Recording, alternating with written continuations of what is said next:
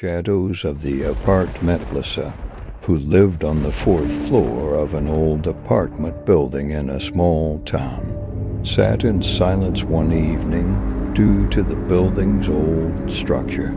It was common to hear strange noises at times, but tonight was different. The faint cracks coming from the walls were unsettling.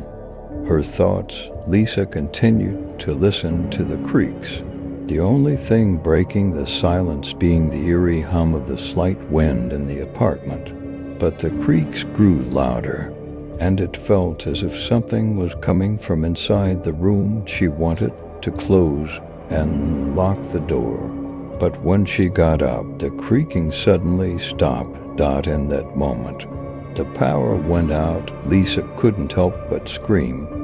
In the dark room, the moonlight seeping through the window cast the shadow of something dancing. Inside the apartment, at one end of the room where the creaks were coming from, a shadow appeared. It resembled a human silhouette, but with abnormally long and contorted limbs. Lisa, with trembling hands, pulled out her cell phone and turned on the flashlight. The shadow disappeared in the light of the phone. She quickly approached the door and opened. In the darkness of the corridor, she didn't see anything but heard footsteps. With fear, she hurried towards the elevator.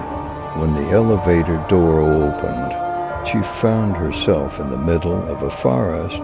Eerie trees and a fog-covered path surrounded her. Sounds were approaching, and Lisa began to run into the forest.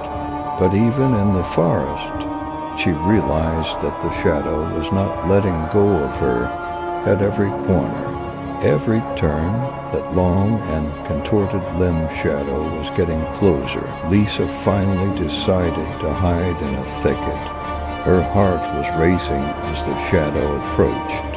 However, the shadow passed by the bushes and didn't see her. She took a deep breath, but she was still in the forest, unable to understand what was happening in this strange place. The story ends here when Lisa found herself in the forest, trying to escape the bizarre events in the apartment.